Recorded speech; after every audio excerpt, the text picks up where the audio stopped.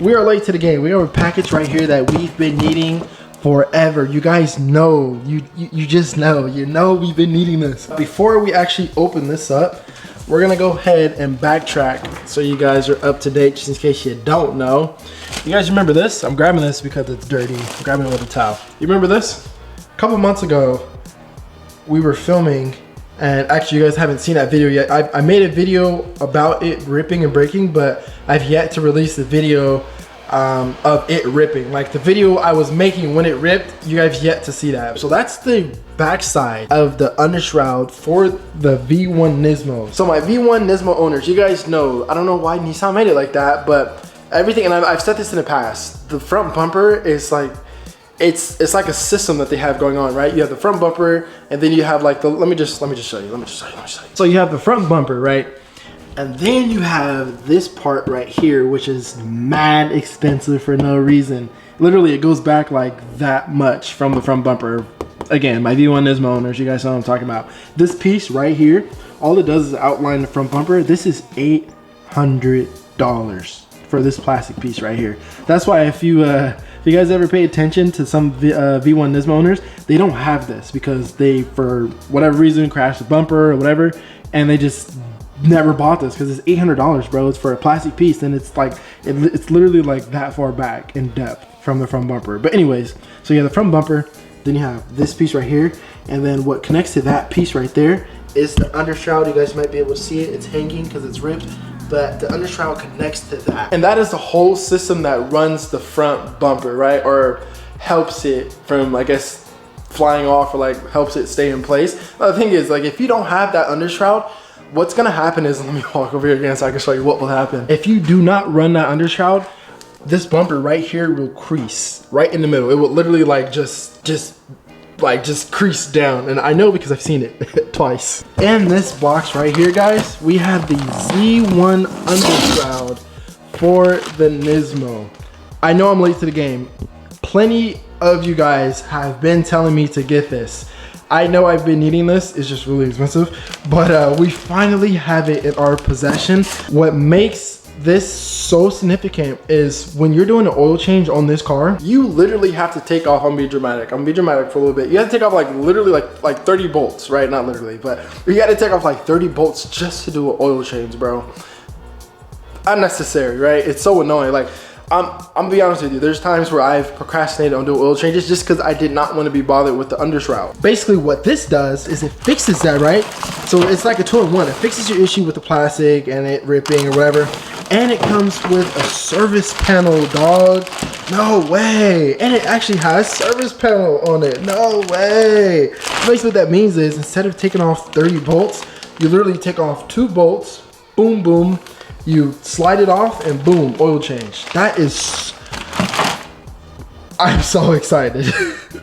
Now I gave you guys that whole story, so let's go ahead and get to installing this piece. And the thing is, when I jack the car up, you'll see exactly what I'm talking about. You'll see the condition that our undershroud is in, and you're gonna be like, bro, what took you so long to buy it?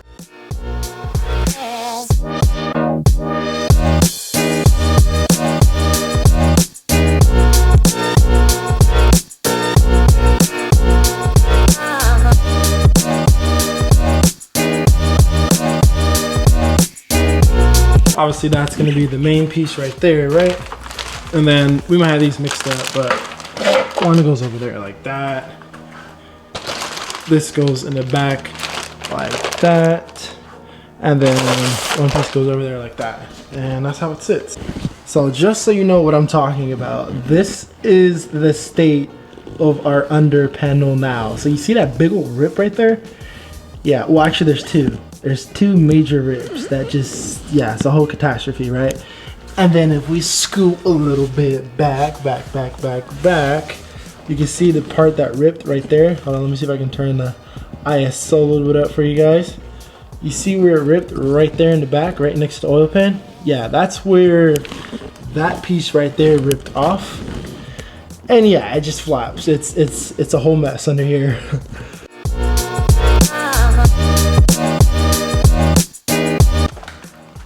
Here is the state. I can talk to you guys between this hole. That is crazy. So now you guys can see it a little bit better. It's off of the car. Look at that hole, big dog. This thing is completely trashed, yo. And then this is a piece that broke off. So again, this is the back part of it, right? And then this is a piece that like broke off, and it's supposed to go like that. So now we do not have to worry about this ever again. You guys can see right here on the ends, I had to cut and like put a zip tie because it was just like so ghetto. You can kind of see I put a hole right there, and I had to like put a zip tie through both holes just to hold it up to the fender liner. Yeah, I'm just so glad to be done with this. Pretty sure you're supposed to build this before you mount it on the car, so let's go and do that right now. All we have to do is really build the sides because this is supposed to slip on, so.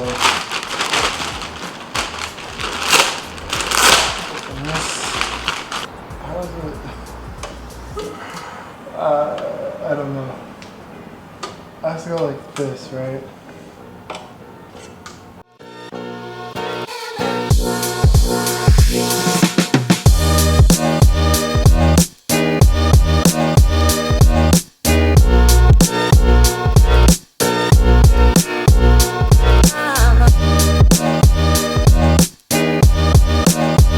So this is how it's built, right? So it looks like this, right?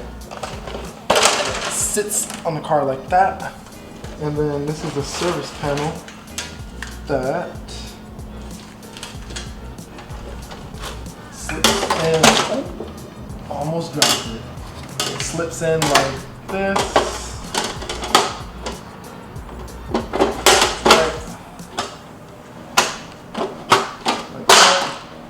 And then you just bolt it up like that. And then 2 screws right here. And then when you need to service it, unscrew it. Just like, I'm so happy. I'm pretty sure I did this right. I'm pretty confident. Now the holes aren't the direct size of the screw, right? And I think that's so that you can adjust it because, you know, the rest of the stuff underneath here is plastic and plastic moves. This doesn't. I think it's like that. So once you get it up, you can adjust it to get it in a position that you need to get it in. So I didn't tighten mine all the way. As you guys can see, it's like loose. I just tightened it enough so that this part doesn't move. And then once we get it up, then I'll go ahead and adjust it, get it mounted where it needs to be, and then I'll tighten these screws right here. I don't forget, bitch, I'm everywhere in town. Think about the ways to get my bird up. Trying to see the train, we was up. I got no resentment of that. And all you have to do when you need an oil change, dog. Picture this on, but this is how it goes on when you have it off, right? You just put it in those little slits like that. Boom.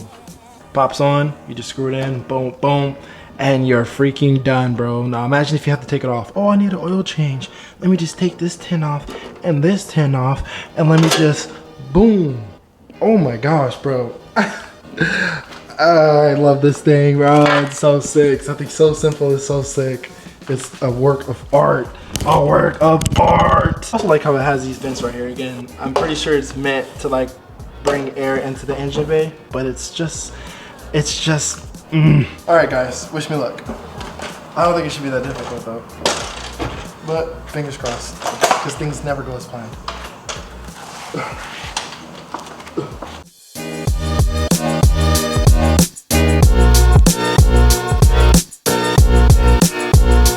So the panel's kind of, right? We have the front screws that are securing it up right now. But then of course the back's not mounted, nor is the fender liner mounted. But I haven't figured out what these are used for yet. I have figured out what these are used for. So the panel meets the fender liner right here. Now this is where the speed clip comes in. So you put the speed clip right here, and then once you put it up, you just screw it in, and that's how it mounts into the fender liner. So in the end, that's how it's supposed to look, right? So you put the speed clips like that all across, and then you just put it up, and then you just put the bolt in and you screw it in.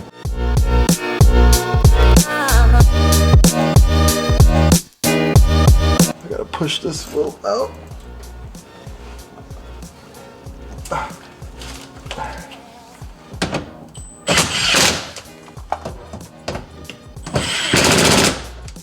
That is so freaking sick, bro. Oh my god.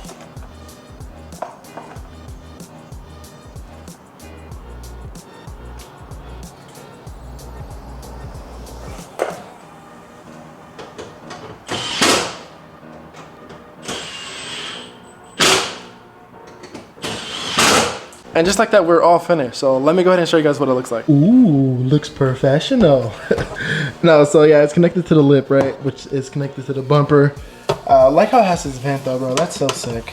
And it's connected right here to this, what do you call it? The wheel well panel for, what do you call it? The fender liner, there we go. It's connected right there to the fender liner over there. And the same on the, what is this? The passenger side. It's connected to the wheel well fender liner over here. So the only ghetto thing about this is I have zip ties holding on the service panel. Now there's a reason why. So I learned while installing this that it's not meant for people who have the oil pan spacer, because what it is, it brings the oil pan down and it like bulges this, right? So if you try to screw this in over here, it bends the panel. I didn't want to bend it.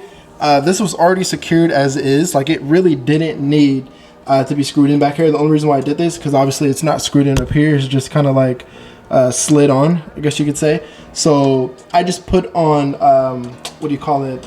Zip ties so that I wouldn't bend it. And as you can see, it's not going anywhere, like not at all. So I did that. Again, I could have screwed it in over here. It didn't come with the clip on that side for whatever reason.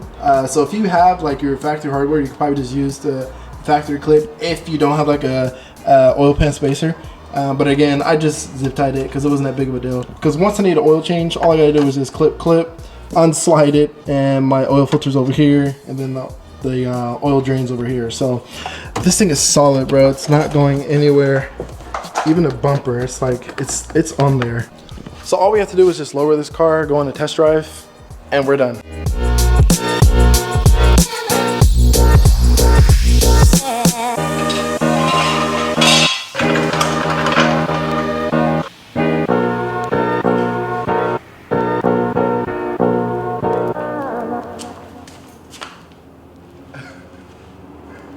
So there is a high possibility that you are new to the channel and or this is your first time seeing a video from me. Now you see me work on this car throughout the video, so allow me to introduce to you what it is and what we got done to it. So this is my 2013 Nissan 370Z Nismo. It is magma red, one of the rarest colors that you can get in a V1 Nismo. I take pride in that, by the way. And we do have a single turbo setup on this car. Looks amazing. This is our 3-in-1 reservoir. So we have a coolant reservoir, oil catch can, and power steering all in one.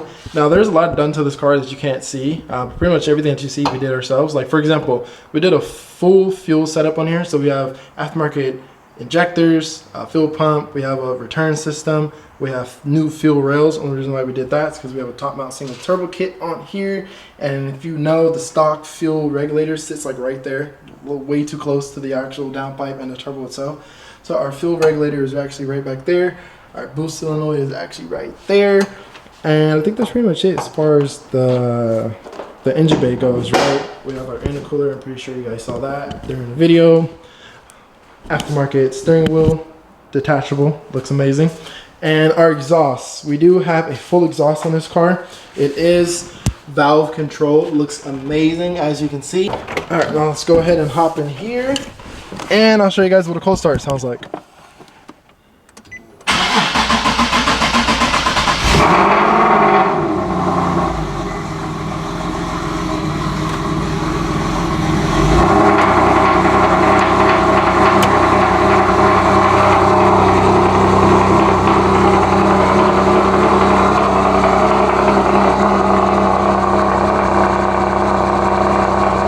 You guys saw the condition of our old undershroud, right? Like this car is driving way better just by like that little modification. Like it was in such bad condition that it was like changing the way that this car was driving. And like now that we changed it, like it drives way better. It's crazy.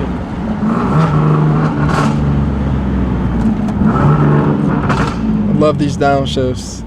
That's crazy. Like I said, because of the fact that it had a hole in it and like it was dragging because the rear end of the shroud was ripped off, it was literally like you could feel the car, like you could feel it like hit sometimes when like going at high speeds, and you could literally feel like the car being held back because like wind drag. Like, it was crazy. All right, let's see how it feels at high speeds.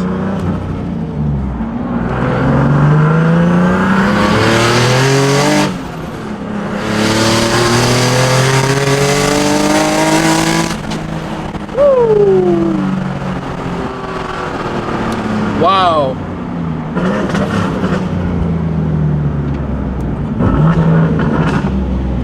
Wow, that's crazy, because before when I used to do that, the wheel would shake. I'm like, bro, like what the heck is going on? That's crazy. Wow. And what's even crazier is nobody will understand what I'm talking about, because nobody like really experienced it like I did. But you just gotta take my word for it. Listen to that flutter though. I don't know how well the camera's picking it up, but sounds amazing, yo.